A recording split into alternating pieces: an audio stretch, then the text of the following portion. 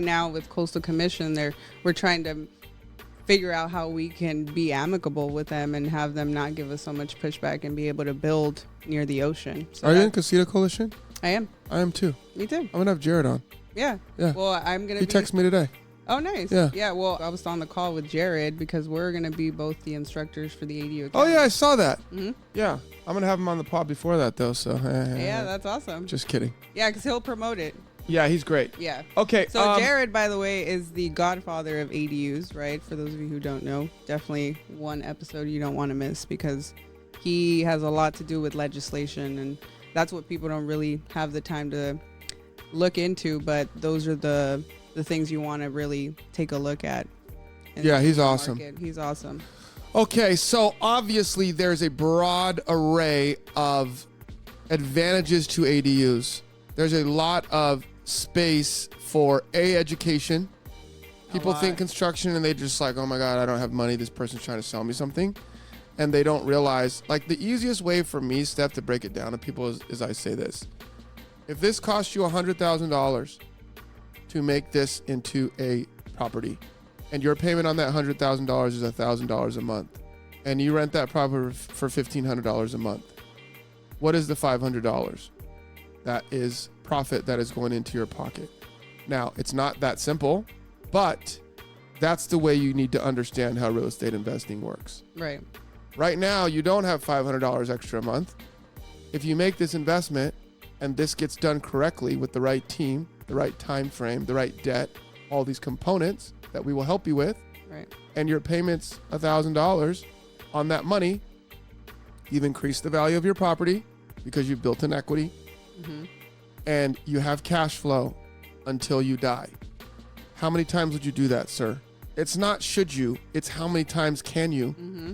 That's the question. So, yes, we are 100% in agreement that ADUs work. Anything else you want to chat about as far as ADUs? You said multifamily. Do you want to dive into that a little more? I know AB 12. We got SB 1211. SB. Yeah, SB 1211 is one that I'm focusing on this year. I mean, all year long, because what that allows you to do is you can go from what used to be 2 detached ADUs in the multifamily space now up to 8. So you can have an 8-unit building, right, and add another 8 ADUs to it if there's enough, clear space for it, whether it's through conversion of storage space or detached. And so that's going to be a game changer. You could have a 4-plex and add another 4. You just, it has to be 25% plus the 8 units. So that's gonna Yeah, and guys, Steph is like super knowledgeable about, the laws in California. Again, check out her podcast. It's awesome. Okay, let's move on to MTR, midterm rentals as a strategy. A lot of people know about STRs, Airbnb, VRBO, etc. MTRs are more, for traveling nurses. You can get DOJ, et cetera, et cetera. So break that down for me, what you've seen work in that space and what the challenges have been.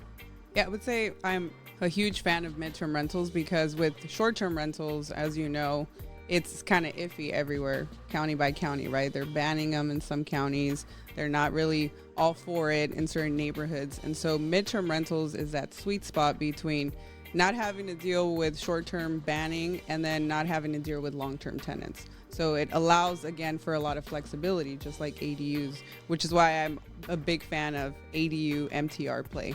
And I'm actually working on 8 right now that I'm arbitraging in Hermosa Beach. So I'll use those as an example. Those have been doing great. Yeah, you should. Let me know. I'm actually having a tour on Sunday. We're going to show people what it took roughly to do the build out. You have an event tomorrow and Sunday. Mm-hmm. I'm going to commit to one of them. Please come. Maybe Either Sunday. One. That works. Because my Chargers play tonight. Okay, that means you're not going to make it tomorrow.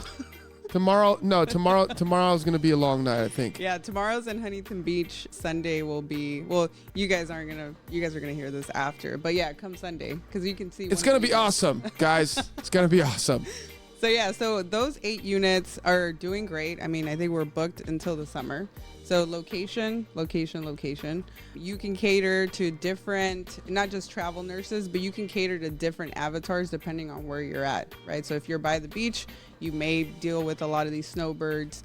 They're midterm rentals for travel nurses, great here in San Diego, right? Great in Long Beach. Huge market. Yeah, huge market. Here in San Diego, you could also cater to individual, not only individual, what is it, the rooms? Like where you rent out the individual rooms. There's a pad split. Yeah. Pad split, allows for you to do that for college students. So there's different avatars within the MTR space, and it's very flexible space that hasn't really been restricted in certain counties, at least as of yet. Well, generally, when you have a restriction on time length, it's 30 days or above. So Right. the MTR does solve that if there's a market for it.